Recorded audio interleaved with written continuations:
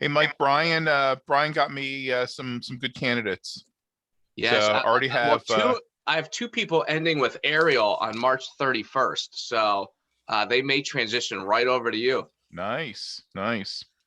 Oh, good. Yeah, they're great. Yeah, Ariel, we're hiring 4 contractors. I'm also looking to hire 4 FTEs as well. I likely bring in some of my former contractors, but yeah, our call volumes are up 26% in 2021 so far. Jack Lynch. I'm joined by John Stallcamp this afternoon, and we're going to do our town hall. Christy, can you mute? Hey, You guys know. There we go. there you go. Yeah, we Aaron, what our percentage was, what 1,000%? 1,000%? Yeah, our service desk volume stayed relatively the same, if not gone down a little bit, because we're starting to see more and more self-service. But my chart was like 900% up. Yeah, our service desk started doing my chat, my chart support as well. We call it my chop. So we're taking calls from. It's the only real thing that we take from patients and families is my chart support. Oh, good. Yeah, so the guys that are coming your way are actually already trained with my chart. So Nice. yeah, absolutely. There are some interesting twists when you're dealing with children, and parents will get limited access when a child turns 13. They'll also more limited access when a child turns 18. It's an interesting twist that we have to deal with. And New Jersey and Pennsylvania have some different laws and regulations, governing, access to patient information. Yeah, we're following that same guideline. So, yeah, we can talk after this if you want. Awesome. Looks like we have about 28 people on the call, guys. That's awesome. That's great.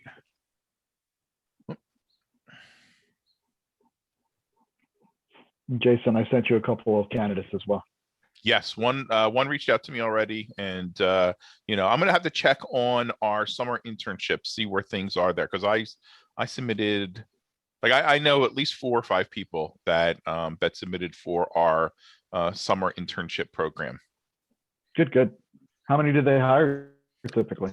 So obviously last year was a bust. In fact, we canceled the program last year. I mean, Oh, wow. how terrible is that to renege on college experiences for rising college students.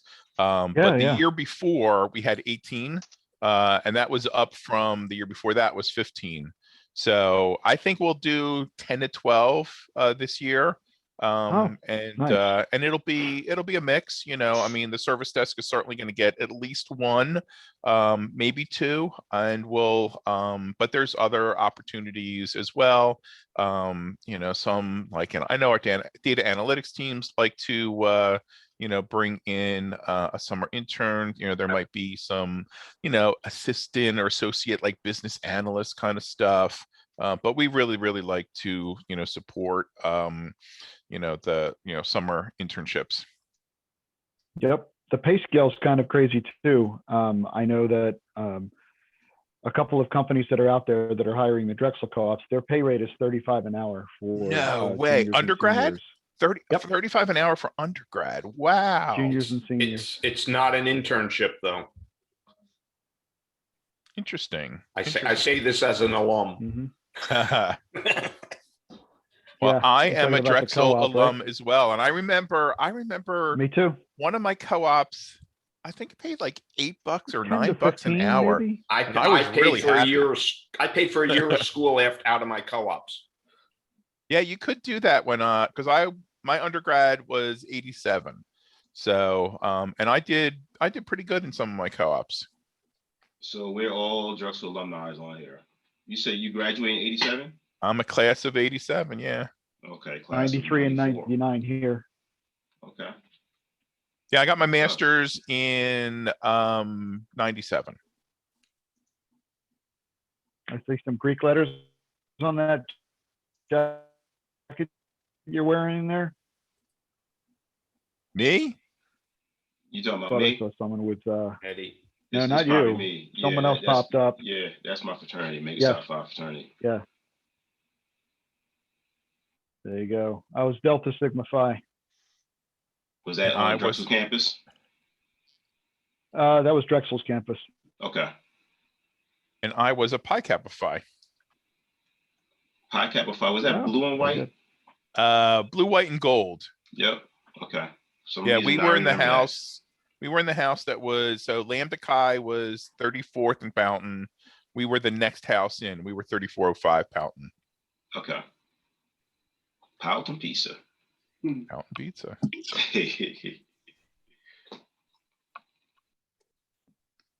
You know, it's funny, when I was there, it was still kind of a dicey, neighborhood, because I lived in the dorm for my freshman year, and then I lived in the fraternity house for a year or two.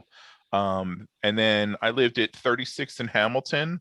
So like, right, it's like you're getting into Mantua. And Right. then my senior year, I lived at 26th and South. So I would walk across the South Street Bridge. I'd walk behind Franklin Field and behind the Palestra, and then you're at Drexel's campus. It's funny. A couple of years ago, I took my daughter. There was that Yeah, Penn there's a Relays. stick. They ran down there, and we was gonna walk from Penn Relays down to South Street. And when I looked, I was like, "That's too far." But I remember back in the day, I would walk from Drexel to Temple with no problem. It's just like, when you're young, you have that kind of energy. That was it. In fact, my senior year at Drexel, I was a bookkeeper. My undergrad was accounting and MIS. So I was the bookkeeper at a gourmet pastry shop at 4th and Bainbridge called the Pink Rose Pastry Shop. And I would just walk down South Street the whole way. That's good stuff. My major was systems analysis and design, and I minored in music. I was on a vocal performance scholarship. Oh, wow. Have you guys been back by the campus anytime soon? Well, I Oh, would yeah. say not in the last Yeah. year, but yeah, they're doing some great things there. Yeah, they're really expanding.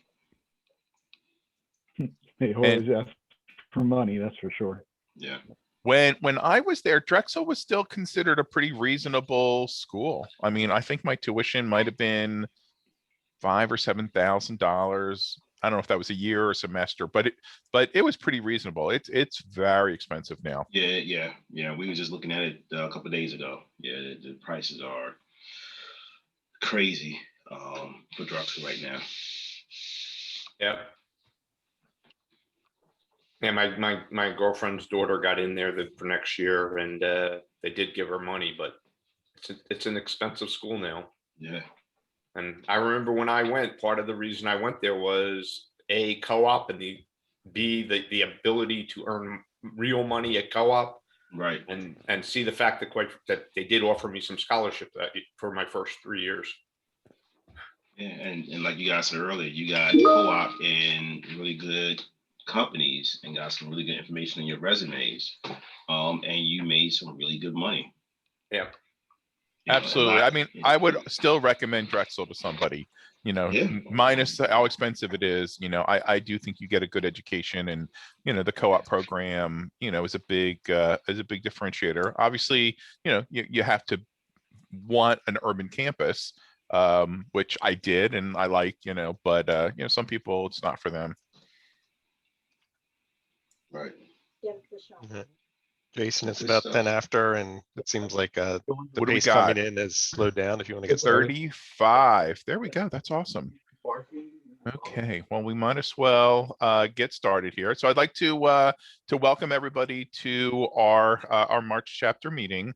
John Petticone would normally be your host for today. Unfortunately, fortunately, John got the COVID vaccine either yesterday or the day before. Unfortunately, he's definitely feeling some of the side effects from it. So he was not feeling up for it. So I'm glad to step in and be our host this afternoon. We have a really good session planned for everybody. And I'd like to welcome, our regular members, but I'm sure we have some new people, some guests as well, and I will welcome them as well. Colleen, before I should probably do this first, but if you could pull out your smartphones or smart devices and put on app on your phone called Kahoot. That's Kahoot. That will be part of our icebreaker. We have a little game coming up with that. So if you have it on your phone, this is a good time to set it up so that when we get to that part of the meeting, you'll be all set. You'll have it already installed. And also, Jason, just want to remind everyone, we do record these meetings so we can post them afterwards. So this meeting is being recorded. Great point. Thank you. Okay, so first I'd like to thank our sponsor for this meeting, our friends at Parmatech. They are a longtime sponsor of our chapter, and they're going to be able to spend a little bit of time with us later today, giving us an introduction to their organization and how they help companies in the Philadelphia area with their print and technology needs. And next, I want to just thank everybody for taking time out. We know how busy everybody is, and but your commitment to professional education, your commitment to networking and furthering and advancing your skills, will benefit you in your job, in your career, and hopefully you continue to get value and take advantage of everything that the Philadelphia chapter of HDI offers, as well as the HDI national organization as well. We really it's important that we take time to greet and meet and network and share information. I've been while I certainly prefer to meet in person, one of the interesting things about our virtual meetings is that I've been able to secure speakers that are outside of the Philadelphia area. We've had speakers from the UK, we've had speakers from Kentucky and from San Diego. But there's nobody that's a better speaker than one of our members. So for today's presentation, not only will we be learning from an expert, but we'll also be chatting with somebody who's one of our fellow Philly HDI members.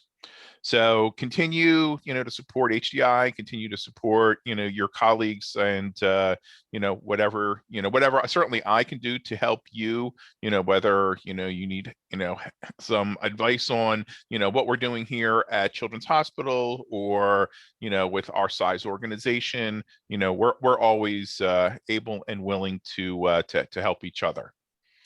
So let me get to our agenda. So we're up to the just intros and chapter updates. We've got the Kahoot icebreaker. I see that Colleen has posted the game pin in the chat room, so keep an eye on that, and that'll become important in a few minutes.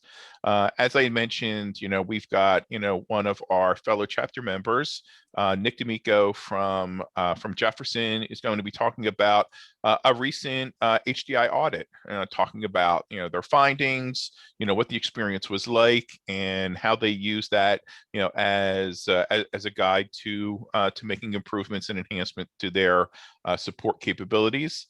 Then we'll get a chance to meet with our friends at Parmatech. Anna and Matt will, introduce the company to us, or reintroduce. I've had the pleasure of hearing them speak, certainly once a year. And then at the end of the meeting, we'll have a quick raffle for a prize. So I will introduce the local chapter board. So Tracy Brandenburg, who's our Vice President of Partnerships, and she's the person who maintains our relationships with various vendors and sponsors. John Kitchen from Widener's, our Vice President of Events. Colleen Rush from Viata is our VP of Special Events. John Petticone is our chapter president, and he's with ECFMG. Dave Sharp, who's on as well. Dave is our VP Hello. of Finance. And Mike Stanziolo is our Vice President of Memberships from First Pro. Randy from Paradigm is our VP of Communications. And Jason Turner, me from Children's Hospital, I am our VP of Programs. We are also grateful for our leadership council. So people that, help us with other chapter business. So we've got Ariel from Mainline Health, Kara from CSS, Darren also from CHOP, Ross from RX2 Solutions, Alexis from Tech Systems, and Jason Trez from Freedom Mortgage. So I'll just say we're always kind of in flux right now. We definitely have some specific dates on the calendar. So our next chapter meeting will be on Wednesday, May 19th. Ken Weston from Infotech Group out of, I want to say Toronto. I know they're from Ontario, but they may not be from Toronto. But he's going to be chatting with us about service desk ticket data analysis, specifically, what good actionable information can be mined from your ticket data. It's a really interesting presentation and spin. We're hoping to have a summer social in June. We'll have our regular chapter membership meetings in July, in September, and then our annual leadership conference in December. I will say we're cautiously optimistic that we'll be able to have that in person. We're putting plans in place to have it in person. And I will just say, as with everything, we're going to play it by ear. I know if you're on some of the HDI mailing lists, our annual HDI conference, which kind of bounces between like Las Vegas and Orlando. I did see some guidance that they're going to do that virtually this year. They did survey, the membership, and I think the general membership is not just ready yet to have that kind of a meeting in person. There will still be an annual HDI conference, but it may not. It will likely not be in person. So stay tuned. We'll get these communications out, as things get finalized. Okay. Mike, am I doing this one or are you doing this one? Go for it. Yeah. You want to do it or you want me to do it? I'm fine doing it. Yeah, no, I mean, absolutely. I mean, you guys get sick of hearing my voice. It'd be good to hear your perspective. I mean, how long have you been with HDI as a member now, Jason? It's been, I'm guessing 12 years, maybe a little longer. okay. I mean, I was VP of partnerships for a couple of years, and this is my second year of VP of programming. I guess, I certainly don't mind, chatting about it. I think I'm a good example of, I think I'm a good example of somebody that, has been able to take advantage of, of my HDI membership and all that it has. I have gone to conferences and had a chance to network with, with other support practitioners, throughout the United States, not just the United States, around the world. I participate in the membership forums that you can get to from the Think HDI website. I have posted questions, there where, other, peers and colleagues, in our industry, I've gotten information from, and I've also answered questions, that have come up and been able to, provide, my perspective, my experience, And I think, and I know other people in our chapter do that as well, because I have seen some posts from some of the people actually that are in the meeting as well. So so it's you know, it's a really, I think, a pretty welcoming organization. We help people at all stages in their career. Whether you're new to service desk and service desk leadership, to people that are executive level, senior level, managerial level people as well. And there's certainly a lot of information that can be gleaned from your participation in HDI. Again, not just at the chapter level, which we're all doing today, but on the national level as well. Mike, did you want to add anything to that? Well, and I think your next couple of slides, piggyback on that, the benefits of an HDI membership, benefits of being part of the HDI community. You got many of you, and that have been coming on these meetings year over year and part of this HDI community. So at this point, I wanted to introduce our fellow chapter member, Nick D'Amica, who is the Senior Director for Information Services and Technology at Jefferson. So large healthcare organization, a great Philadelphia institution, both, from the healthcare perspective, from college and education and university.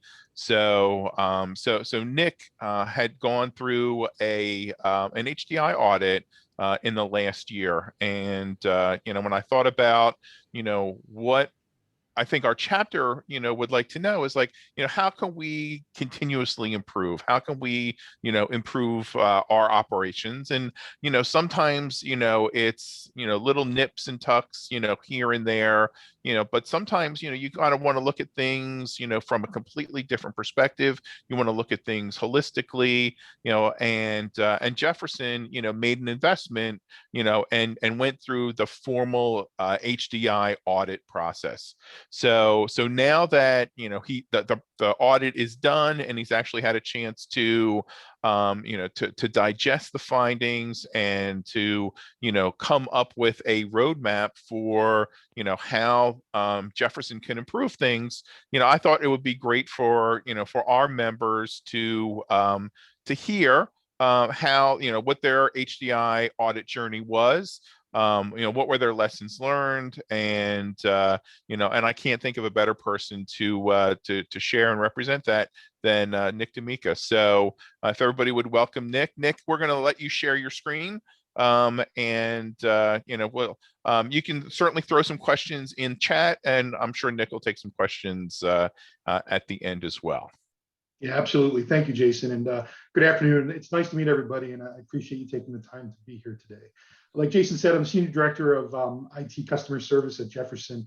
I've been in that role since about 2019. I came in through a merger from Kennedy Health. I was at Kennedy Health for about 24 years before we merged with Jefferson. So a little bit about me. Let's see here. Sorry about that. Let me share my screen again.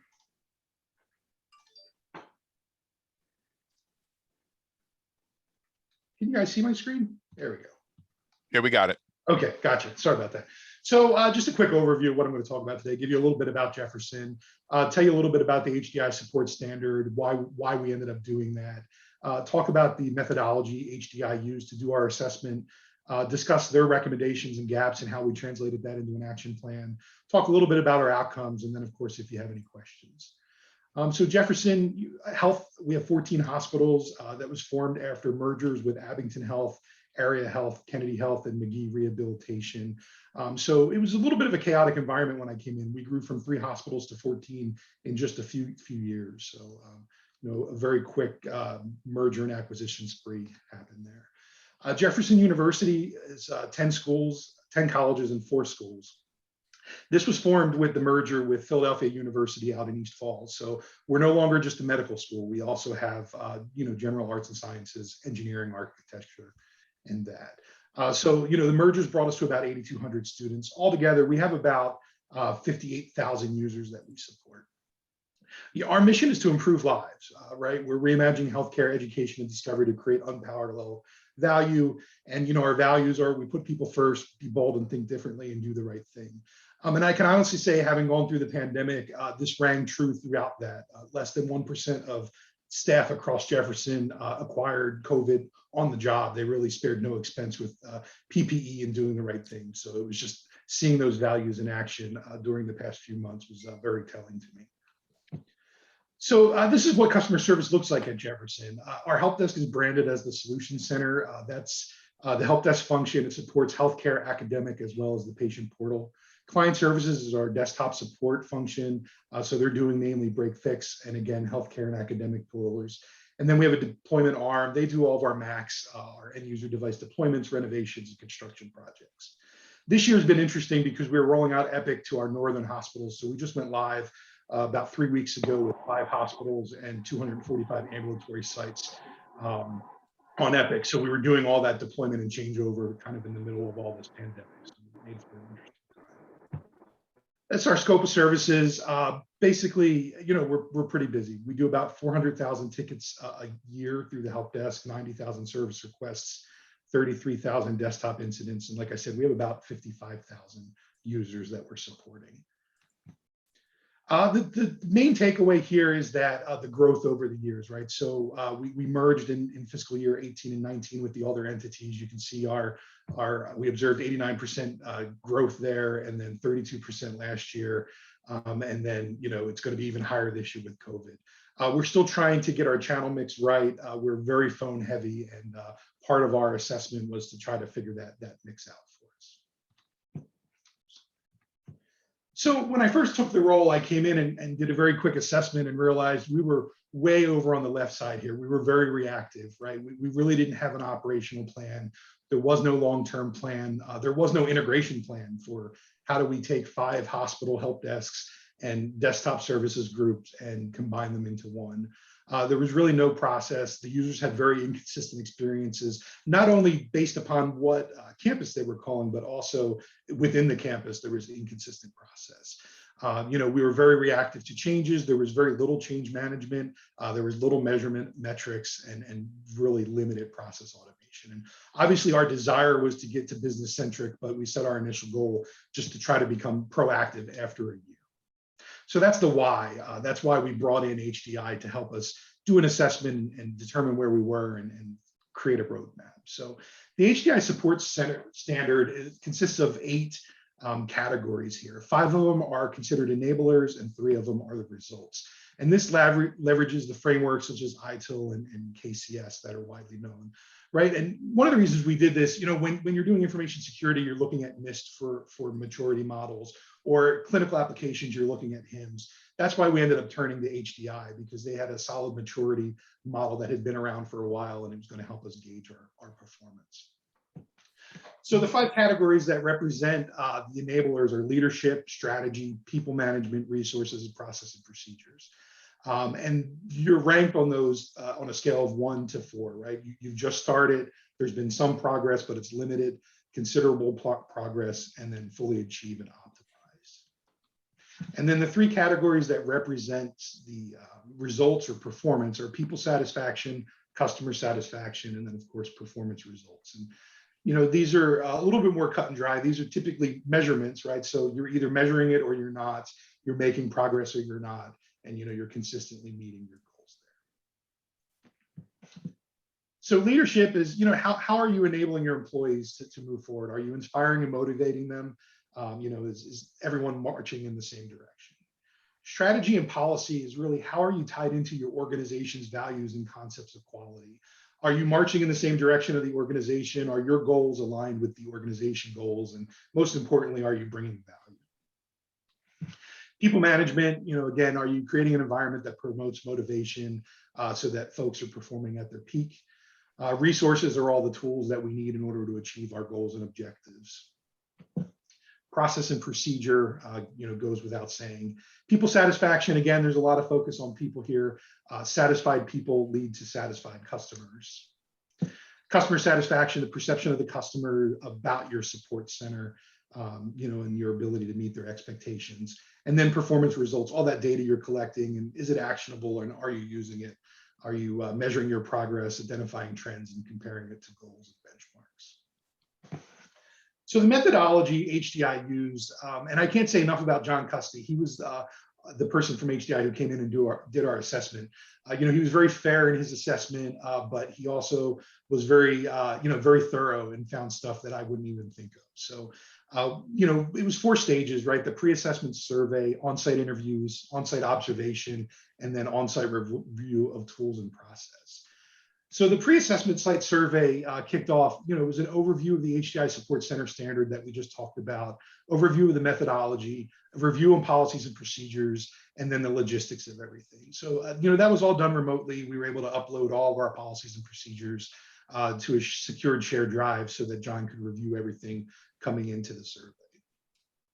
The on-site interviews was interesting, right? This is the part that scared me the most, because I really, new to the job, I had no idea what the overall impression of things were here. So I wanted to make sure that we included everybody from all of our pillars. So academic, corporate, healthcare, we included high-level organizational leadership.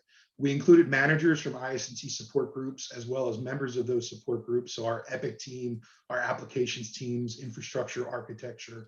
We also included our IS&T leadership, the vice presidents, as well as our CIO.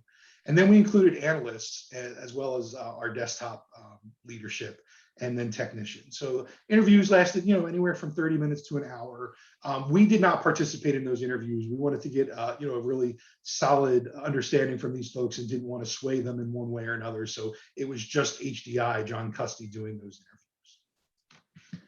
And then on-site observation, John Custy actually came in and spent a large amount of time actually at all of our help desks, as well as with our client services staff, walking through their sites. So this is where he was validating our procedures, to see them in action. Are we really doing them? He listened in on agent calls. He observed our desktop techs with customers, and then also evaluated the physical environment and ergonomics. And then finally, it was the review of tool set and process, right? So he reviewed all our tool sets, our service management platform. We're a ServiceNow shop. He took a thorough look at our call distribution platform, all the remote tools we have, and also our workforce management tools. So this was the output, right? We got a very thorough written report from him. It's close to 100 pages.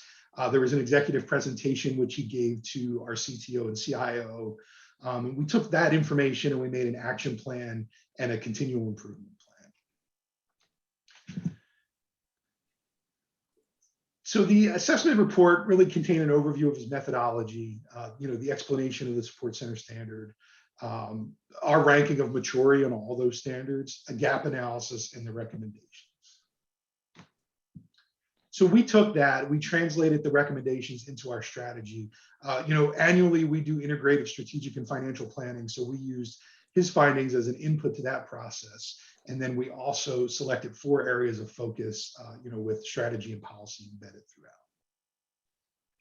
So this is basically our strategy, right? We want it to be easy, accurate, and respectful. And we based our strategy on the 8 categories of the HDI support center plan there. So you see, we got the enablers and the results. And then from that, we developed a very thorough strategy here. The problem with this, though, is if I put this in front of my staff, they're going to fall asleep, right? So this is very detail oriented. This is kind of our roadmap and gives me, purpose and stuff to track to. So this is really, we did this for the department so that we could track towards the roadmap. But at the end of the day, these were the 4 things we were focused on with our staff, right? It was customer satisfaction, process and procedure, people management, and performance results. And then I put strategy and policy over top of everything, because we really did try to embed our mission, vision, and values in everything that we did. So I kind of dig into these a little bit more. So one of the first things we did after this was that it was apparent through the interviews that our customers felt as if they did not have a voice. There were no standard customer satisfaction surveys or anything that were occurring at Jefferson. So one of the first things we did was we stood up the HDI Customer Satisfaction Index Service. So basically, customers are invited to conduct a survey after we close an incident or a service request. We set it up so that any negative survey results trigger an alert in real time to our leadership team so that we can attempt to do a service recovery. We then compile those surveys monthly by vice president, where we're also comparing to benchmark, and we distribute them out. Every IS&T team member receives a personal email from our CIO with their scores, and then team members with perfect scores are recognized by the CIO as well. So this is just an example of, a customer receiving an email on the left there and our survey. We kept it very simple. We asked 5 questions that basically focus on 5 domains. Was the analyst courteous? What was their skill level? Was it timely? What was the quality? And what was your overall experience? And then the final question is not a model question from HDI. We actually added this one. Was your incident resolved, yes or no? If they hit no there, that triggers a service recovery, so we can try to figure out what was going on and get that fixed. And then this is how we push this out. So on the left there is an example of the report that we built from the results from the HDI surveys. So we break it down by vice president areas. So we have clinical applications, infrastructure, technology, academic applications, and then it's broken down further by support group. And then you can see the rankings there on the 5 domains and the total responses. And then at the bottom, we let them compare it to the healthcare benchmark. And then on the right side is an email from our CIO. So every month we send out an email to the staff with a message from our CIO and then their scores. So this one is from last year. It's their scores from February, March, and April with the benchmarks so that they can see how they're doing in terms of things. These are our overall results. So we implemented this in August of 18. This is through November of 20. We're still not to benchmark, but we're getting closer. We're driving in the right direction. One of the things that I found interesting, the big uptick there in February of 19 was when we introduced the personalized emails to the staff. So, we had rolled this out, we weren't gaining much traction with it. And then when we made it personal and folks were getting an email from our CIO saying, here are your scores compared to benchmark, we saw a pretty big uptick there. So while we are positively trending here, there's still a little bit more work to do. And that's part of that continual improvement. Process and procedure. Here, one of our focus was just integration, right? We ended up with 5 help desks, 5 client services groups, each with their own policy manual, each with their own way of doing things, each with their own hardware standards, right? So we spent a lot of time, a lot of our gaps were because of this. We spent a lot of time integrating. The next thing we did was we trained all IS&T leaders, supervisor and above, in ITIL 4 version 4 foundation. We did that through HDI. We had 98% participation in that. And our goal there was really just to establish a common vocabulary in the department. And then we did a little deeper dive here into pain points that came out of the assessment, right? I had mentioned we really lacked robust change management. We really lacked major incident management, and there really were no customer service expectations set with the analysts there. So our first step for integration was we developed a support model so everyone knew what their role was, and we were all marching in the same direction. We also consolidated down from 4 ITSM platforms into a single platform. ServiceNow is our go-forward strategy there. We consolidated 3 call distribution systems into a single call distribution system. We can now take calls really anywhere in the enterprise. We're routing based on skill now, and it's not necessarily important that you're calling from Abington or New Jersey. Now, we've got it down into 1 help desk. We integrated 4 separate help desks into 1 and standardized hardware across the enterprise. This is our support model. So some of this is aspirational still. The tier 3 stuff we're still working through, but basically, tier 0 is self-service, which we're working to optimize now. Workflow automation. Tier 1 is our solution center and client services. Tier 1.5 is our NOC, which we're working to spin up now. And tier 2 is the support team. So again, just having this visual kind of helped everybody understand their role and our escalation path. The ITIL 4 was really a back to basics for us. It was a mandatory 3-day training for supervisors and above. We did provide them with a voucher for the exam. And like I'd mentioned before, the goal here was really just to achieve a common vocabulary in the department so that we could enhance the delivery of service management and bring additional value to the organization. Change management was a huge problem point for us. We had some organizations that we merged with really weren't doing any change management. Change management in Center City was not as robust as it needed to. So the first thing we did here was we implemented a daily huddle. This is a 15-minute call in the morning where we're looking back at any major events and then looking forward at any changes. So this was a huge help. It helped kind of keep everybody on the same page so that everybody was informed. The next thing was we developed a single change calendar, implemented a more robust change control process, standardized the change control vocabulary and risk calculation. We had found that some folks, their degree of risk was a little bit less than others, and they were making major changes without telling anybody. So we tried to standardize that, and then we scheduled weekly meetings with attendance requirements for change control. One of the things we realized was that our lack of change control was contributing to a high number of major incidents. So this was the other thing we focused on relatively quickly after our assessment. We standardized incident prioritization across all the help desks, defined roles and responsibilities for major incidents, developed a major incident checklist so that we were able to set communication goals with our end users and so forth, and then developed clear escalation paths. People management here. So there wasn't much recognition when I got here. So one of the first things we did was consolidate titles. Again, back to integration. We had 32 titles across the help desk that we were able to consolidate down to 6. We refreshed job descriptions, and then we implemented some recognition programs.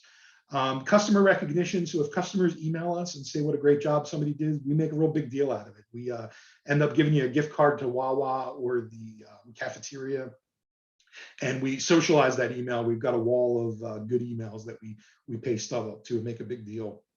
And then the other thing is we created a Solution Center Star of the Month. So if folks see our values in action there, right, putting people first, being bold, thinking differently, and doing the right things, we ask them to nominate their coworkers for Solution Center Star of the Month. And again, make a really big deal out of it. Our CTO there, you can see him in the pictures. Our CIO, Nasser Nizami, comes down to the help desk to present the award. And we even got the president of the health system to come out one time to present the award. So that has been widely received by the staff, and definitely contributing to motivation in the department.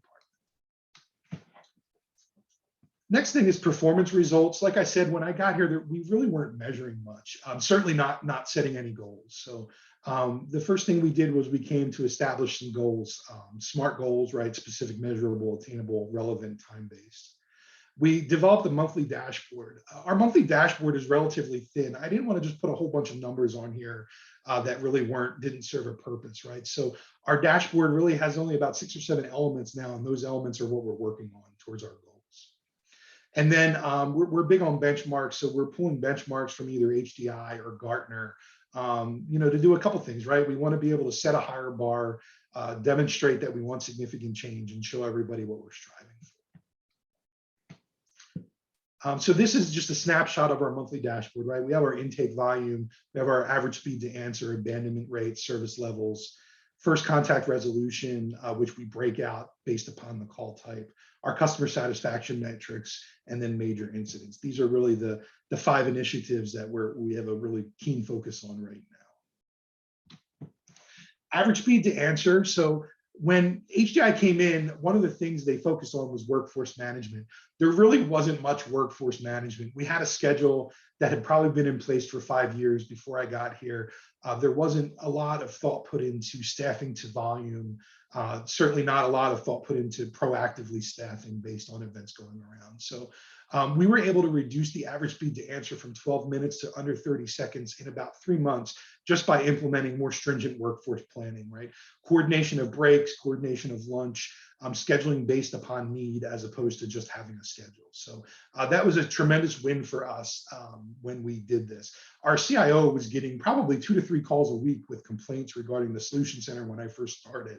And, about 3 months into this, during one of his director meetings, he turned and he said, I've not gotten a phone call in weeks about the Solution Center. So clearly, what we're doing down there is working. So this was a huge win for us to get that average speed to answer down, because, nobody wants to wait on hold for 12 minutes when you're calling in. Nick, did you make a specific investment in a workforce planning solution? Did you do it through spreadsheets? We did it through spreadsheets, Jason, and I can't stand it, right? We need to take the time to figure out what tool we want to use. and do it. So right now we're just doing like an Erlang C calculator in a Microsoft Excel spreadsheet. Brute force. Yeah, not much fun at all. But it worked. It worked. Yeah. The next big win for us was major incidents. When I got in, we were having an average of 30 major incidents a month. It was chaos. We had bridges running all the time, after hours, on the weekends. As you can imagine, combining 3 hospitals with ultimately ended up with 14. We had network integration, application integration. Just the identity integration alone was enough to drive you crazy. So this is what we focused on in terms of change management. So we really locked down change management. You now cannot do a change without 2 weeks of preparation. So, if you're doing a change, it's got to be noticed at least 2 weeks ahead of time. And really that's all driven by the risk of the change. Emergency changes are only to get us out of break fix. Incidents must be approved by a vice president, and your lack of planning does not constitute an emergency on my behalf. That's really been our mantra here. So you can see in the inset there, like I said, when I first got here, we were about 30 major incidents a month. We got that down to 8 major incidents a month at the beginning of 2020. And I'm thrilled to say the last quarter, we have an average of now 3 major incidents a month, most of those relating to carrier issues or circuit type issues. And we've really cut down on the self-inflicted wounds here. So again, another pretty good story in terms of outcomes of this assessment. The next thing, this also goes towards the workforce planning, right? So as I'm sure many of you know, I know there's some other folks from healthcare on here. We were just clobbered in March. You can see that big spike there was our spike for COVID-19. We were doing about 60 telehealth visits a day before COVID. And after COVID, we ended up doing an average of 3,300 televisits a day, which was just, patients hadn't signed up for the portal. They were locking their accounts out. It had just, our MyChart volume, you can see it just rose drastically. But the good news is with our planning tools, with the workforce planning, we were able to kind of monitor these numbers in real time and predict our service levels. And actually, at the end of the day, ended up with average speeds to answer of about 2 minutes throughout the whole pandemic, because we were able to staff up. So since a lot of the projects were shut down across the health system, we were able to pull in staff from the doctor's offices, our project management office, train them out relatively quickly on MyChart, and staff based upon volume. So again, had it not been for this assessment, we would have been very reactive here, where instead we turned it around and we're pretty proactive. You can see we're starting to spike again because we rolled out vaccine signups through MyChart portal, and we also just went live on Epic with 5 hospitals in the north. So we're starting to spike back up. But it was easy to say, X amount of agents will lead to 2 minutes versus 8 minutes, so that decisions could be made in terms of resources and staffing. And again, just to the performance metrics there, we are tracking first contact resolution for MyChart and average time spent on a call. We watch those pretty closely and publish this dashboard monthly. This is just overall solution center volume here for us, just to kind of show again, big spike. The last one was just patient portal calls. This is all volume. Big spike for COVID. We're still, high over our average. The gray line there is our average from 2019. So again, the workforce planning tools allowed us to make sure that we were staffing to our need so that we could still meet the needs and most of our benchmarks there. And then finally, so I mentioned at the start of this, strategy and policy was important to us to ensure that we embedded our mission and vision and values throughout our teams and our own, goals and objectives for our support center. So I think that our response to COVID was kind of a testament to that we had taken the time to standardize our hardware catalog. We standardized our process, in terms of how do we roll out hardware, that sort of stuff. And that led us to the rapid deployment of 14 COVID-19 testing sites, 34 ICU surge units, and 21 ED overflow units. In a matter of days, we were able to get that out. It was about $4 million worth of hardware that we rolled out. You can see in that one picture there on the right-hand side, that's one of our technicians setting up an overflow unit in one of the, at our Torresdale campus, where there's a church on the campus that we were using for overflow. The other picture, we were literally creating COVID vaccine testing sites in the parking lots of schools and community colleges, where we had Comcast drop-in circuits for us in little trailers so that we could get the testing moving. And then finally there, just a picture to remind us that while we were doing all this, we were still deploying Epic, across 5 hospitals in the north. So all of our wows that we were pushing out there.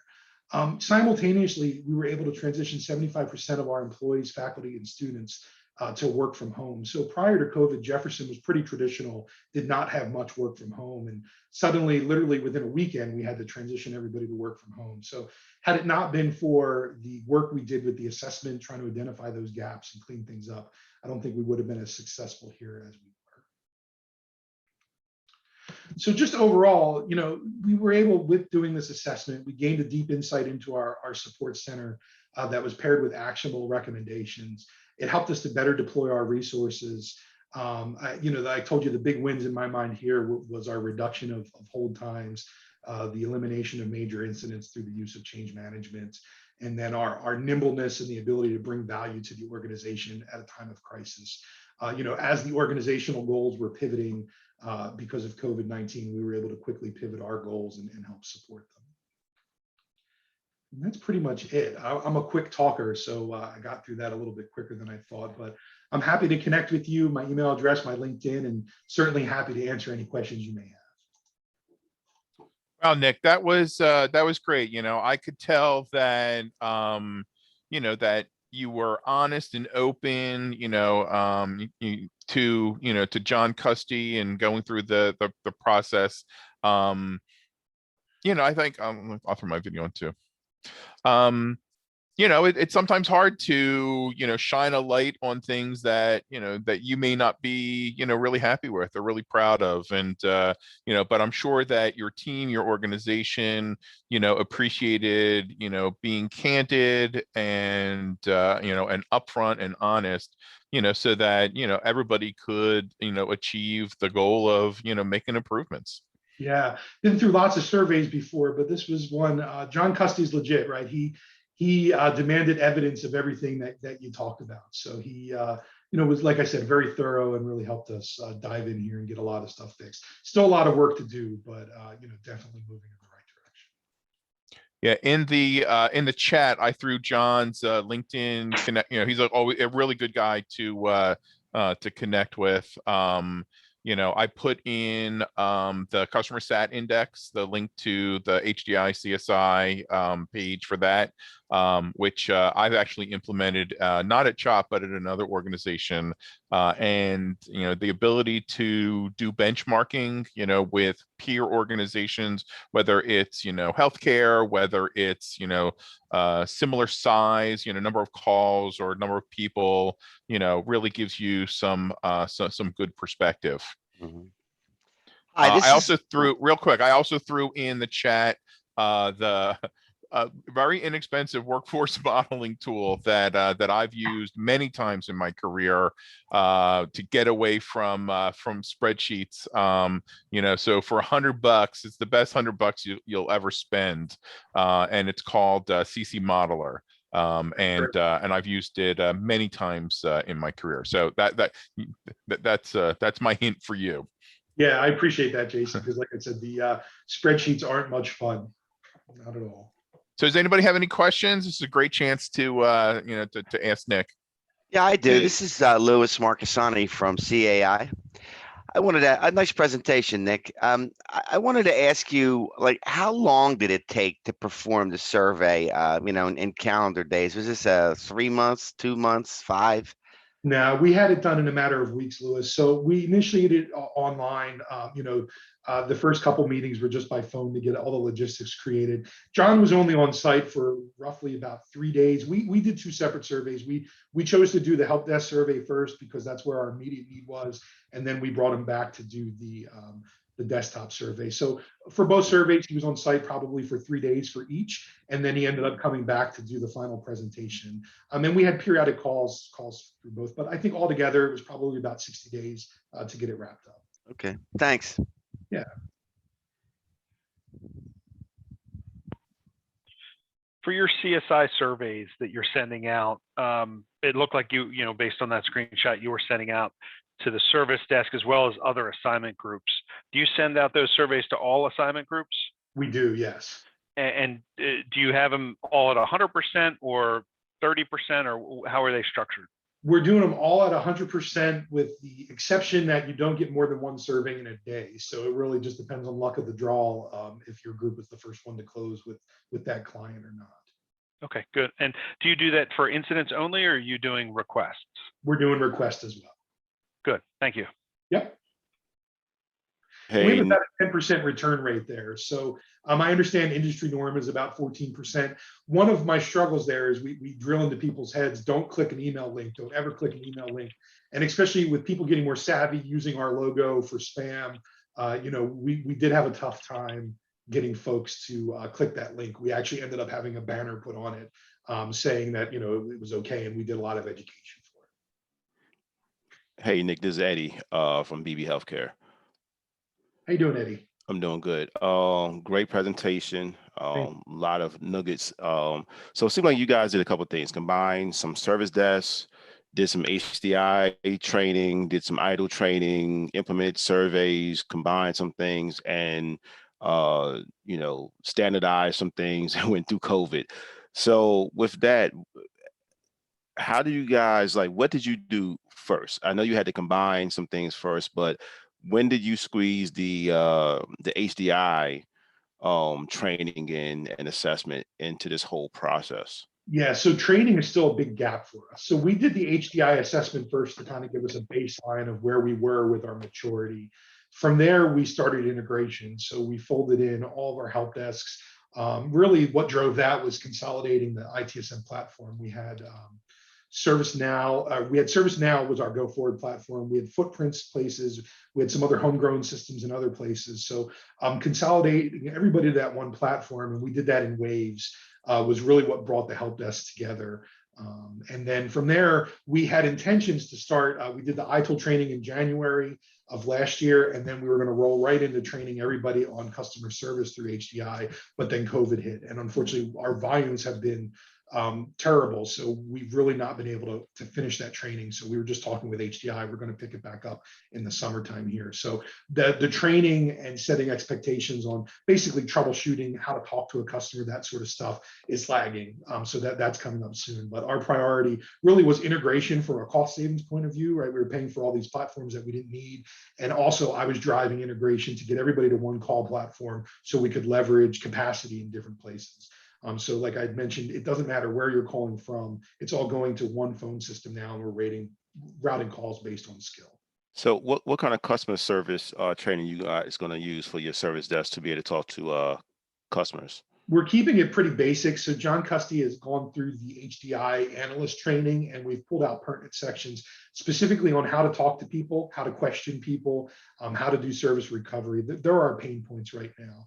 Especially with, we've got folks working lots of overtime universally across the whole healthcare system, right? We've got students who are transitioning, faculty who aren't used to teaching online. So patience is thin, and we've recognized the need that we need to train folks on how to de-escalate things. So that's going to be our focus. Okay, thank you. Yeah, thank you. Nick, can you hear me? Yeah. Hey, this is excuse me, this is Scott from Fulton Bank. So again, great presentation, a lot of great information in there. One thing I wanted to question on was change management. So it sounds like I think you said there wasn't a whole lot of change management, change control when in the beginning, and you implemented that. One question is that is that change control run out of your support organization? And then also, how did what do you determine if this was new to your organization? How did you determine what is a change, and how supportive was the technical teams in adopting this? Yeah, we are running it out of our support organization, and the primary reason is because we were feeling the brunt of the impact of folks making changes without understanding downstream impacts and without much thought to communicating to customers. So part of the issue, right? We not only combined all these hospitals, but also we combined the university and healthcare at the same time. So you had a lot of folks with a university mindset who wouldn't think twice about rebooting something in the middle of the day because they're not thinking that maybe you're taking down a system and there's a patient on an OR table who you're going to impact, right? So that was part of our challenge here. So I kind of just took the bull by the horns and said, we've got to implement change management. And it's still in an interim state because we are having some challenges with ServiceNow that we're working through. So we do have some workarounds, but a change is defined as any change you're making to the system. So we do have a catalog of standard changes. So if you're, adding a person to a group, maybe changing a master file somewhere, that's a standard change. They're well documented, very low risk. They're pre-approved, right? We don't necessarily have to have you come and get approval for those, but we are looking for them to be entered into ServiceNow so we can track them. And then any other type of change needs to be entered into ServiceNow. I had mentioned, we require at least 2 weeks notice, mainly to facilitate communications if it's necessary. We also require the change requester, the person who's going to be executing the change, to come and present it if it's a high risk change. If it's not high risk, then it can be presented by proxy by their manager or another team member. And we're doing that basically to spur conversation because, like I said, there was a lot of downstream impacts that folks weren't thinking of. And now by bringing everybody together and reviewing those changes at once, it was, we can identify, you might not be thinking of something downstream and somebody on the call is, and they say, hey, well, what about this? And, it helps out there. It wasn't received well at the beginning. Like I said, there was change management was very lax. There really was none when I got here. But, we ended up putting the change management meetings Thursday or Tuesdays at 5 p.m. Because everybody's saying they were too busy to attend. So this was driven from senior leadership. Our CIO basically said somebody must be at change management from every single team until we get this process up and running.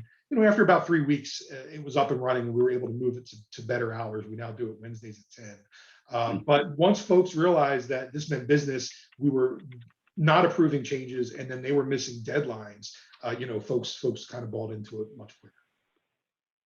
That's great. Thank you. Key, right? The senior leadership, we had senior leadership buy-in for the assessment and all of our changes. So that's been key too to help us get through all of this. So if you want to reboot a server during the day, same kind of thing. You got to get proper approval. That's correct. Microsoft patching, everything. Emergency change. Emergency change needs a VP approval, and like I said, it's got to, the only reason for an emergency change is to get us out of a break fix situation. So, the VPs are held accountable for it. If they approve something and it ends up taking us down, then they have to answer to our office on that. Right. Thank you. Yeah. Hey, Nick, this is Eddie again. Hey. So you guys said you implement a new ITSM service now. One question I have is, so what percentage of your intake are calls to the service desk, emails to the service desk? Are you using things like portals, knowledge base, bots? How does that mixture play with your new service desk setup?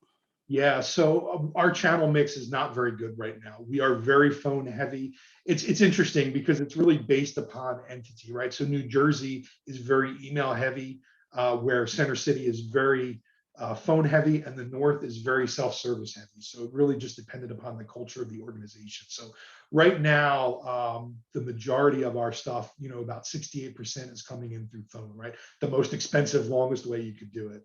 6% is coming in through email, about 25% through self-service, and then 2% through chat. So we are we just added channel mix to our monthly dashboard. We are starting to look at it, and we're working to try to get more of that shifted over to self-service.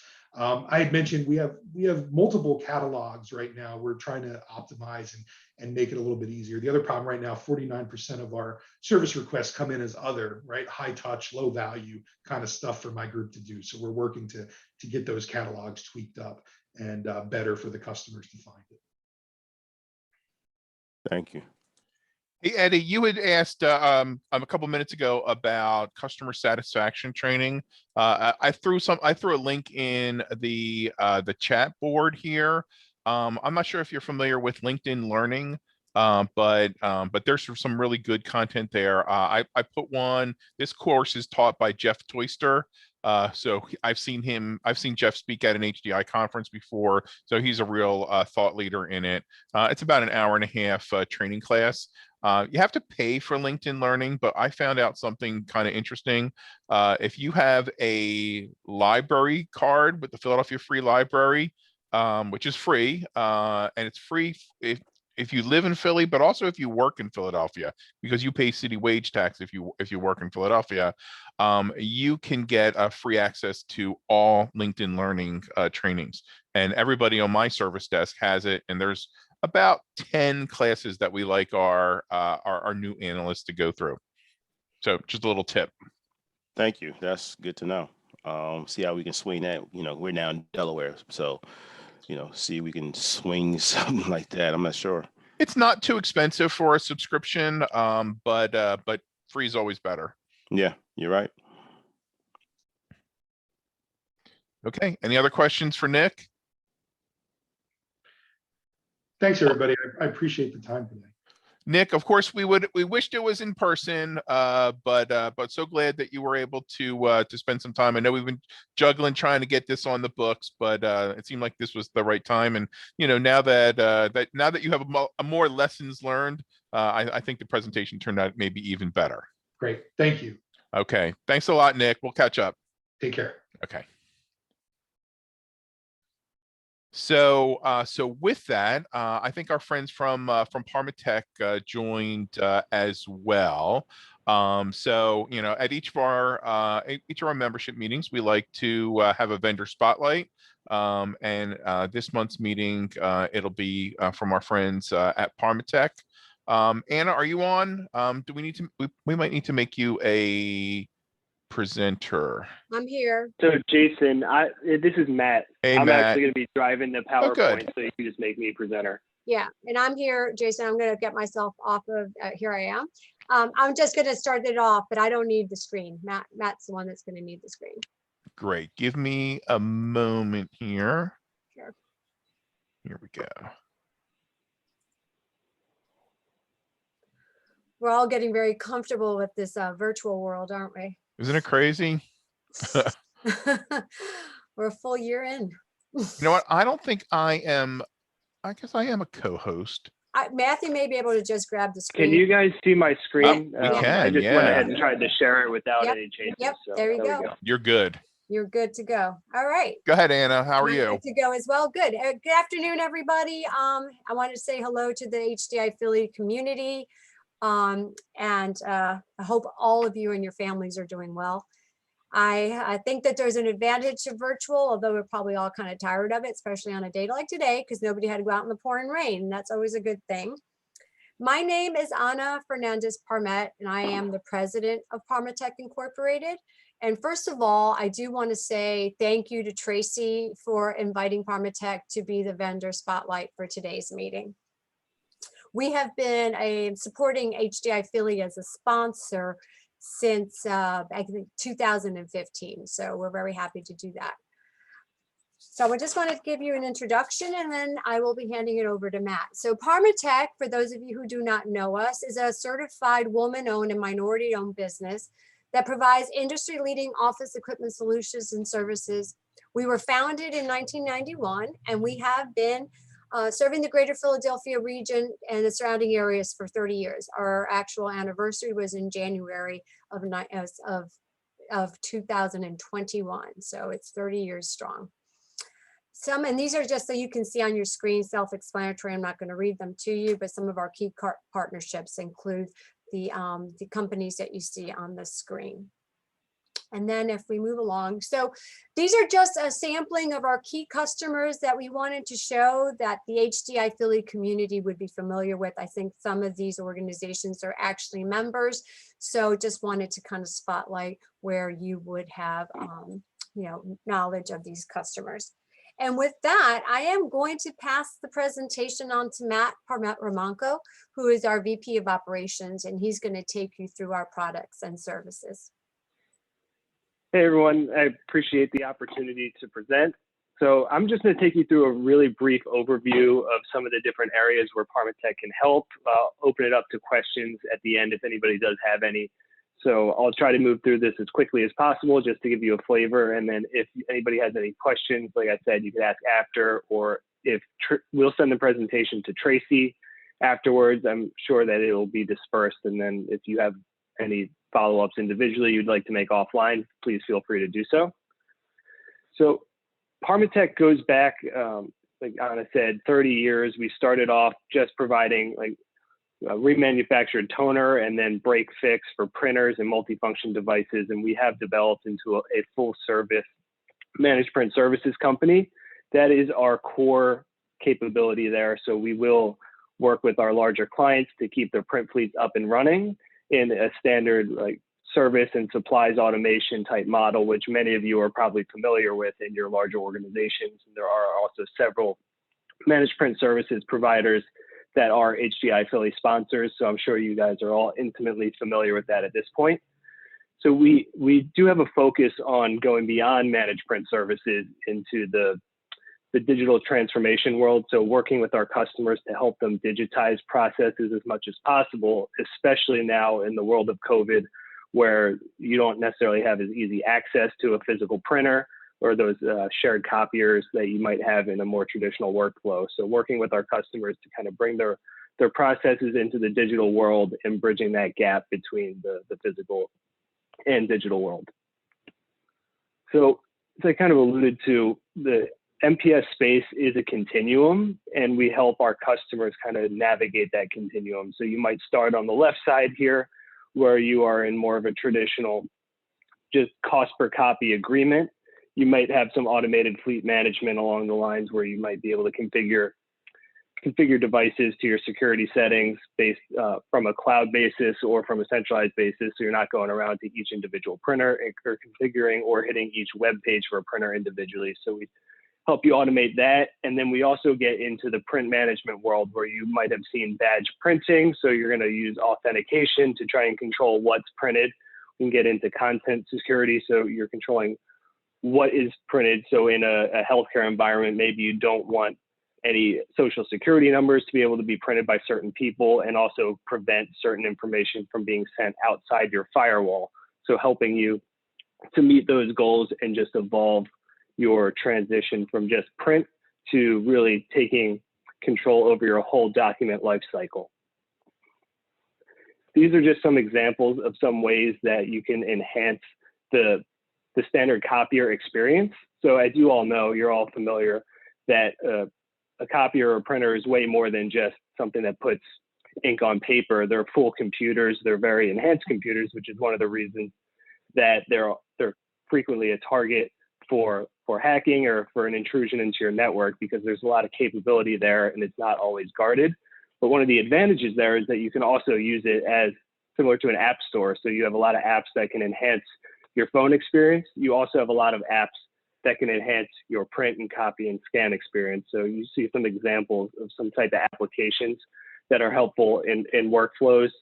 We also, in the healthcare space, have Xerox has the only healthcare MFP, which adds a share functionality to your standard 4-function multifunction device.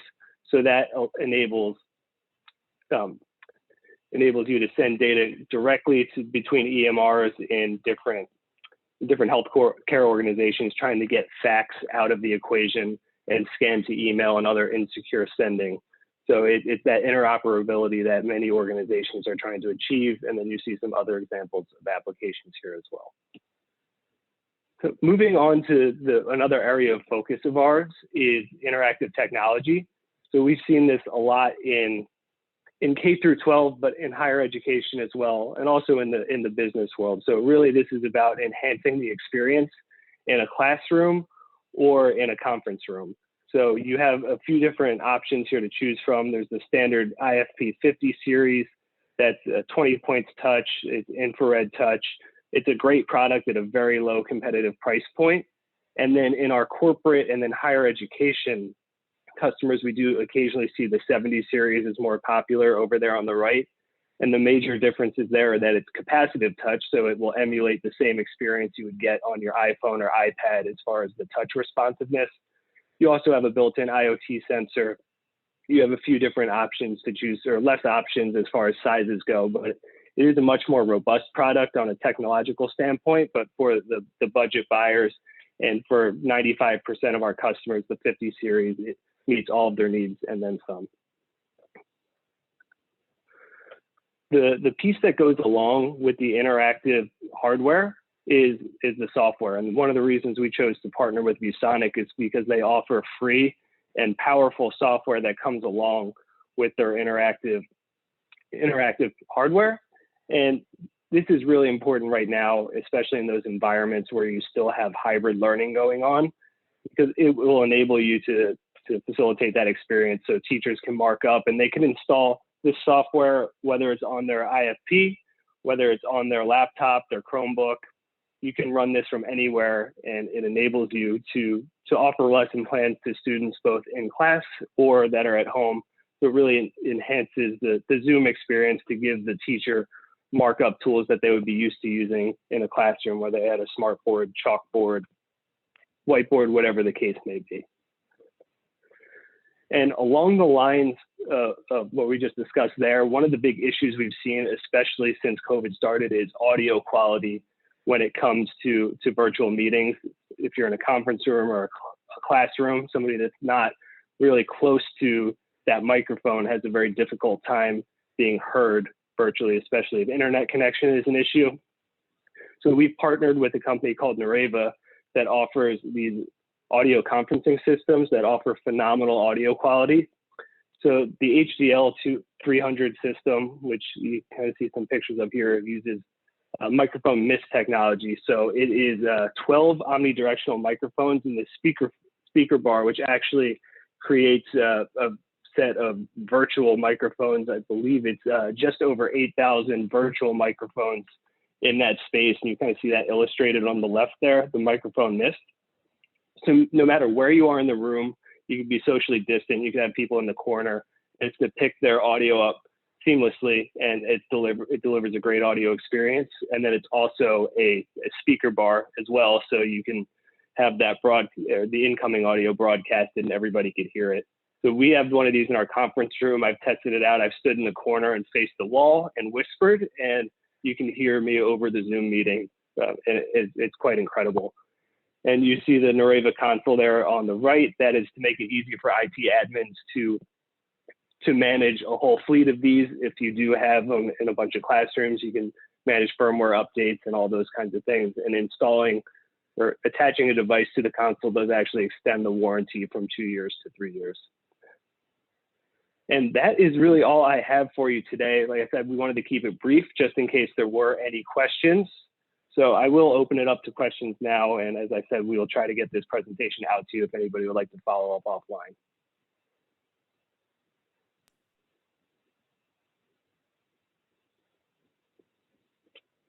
What are you guys seeing, with work from home? Is that affecting your business a lot? As more companies are looking at work from home, how are you able to help, that kind of user community?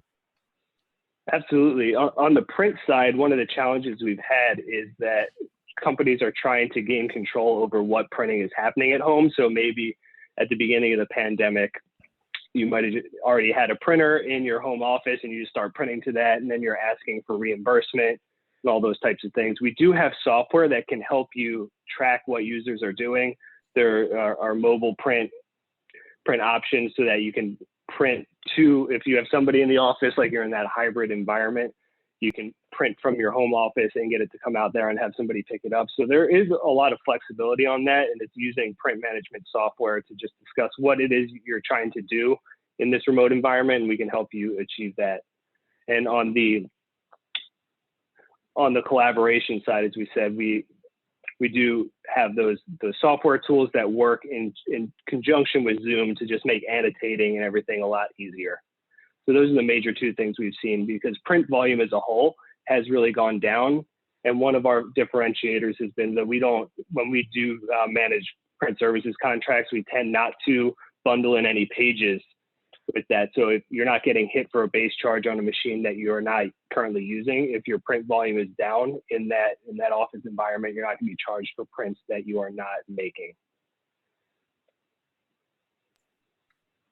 Great, thank you.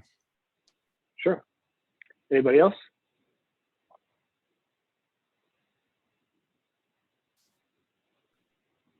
There we go. Well, Matt, I appreciate you coming in virtually to chat with us, and good to catch up. Anna, as well. We appreciate the continued partnership. We'll play it by ear for December. We're kind of cautiously optimistic that that our annual leadership conference and vendor fair will take place. It'll certainly take place in December, whether it's virtual or in person.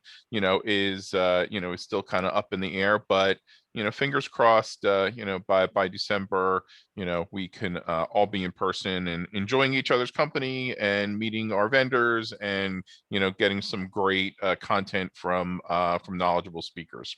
Thank you. Thank you so much, Jason. We That really do sounds great appreciate to it. us. Yeah. We're cautiously optimistic as well. Awesome. Okay. All right. Thank you very much. Okay, so let me, I'm going to share my screen again and kind of just our last slide, which is our prizes, our raffle for today. So give me one quick second and I'll share my screen here.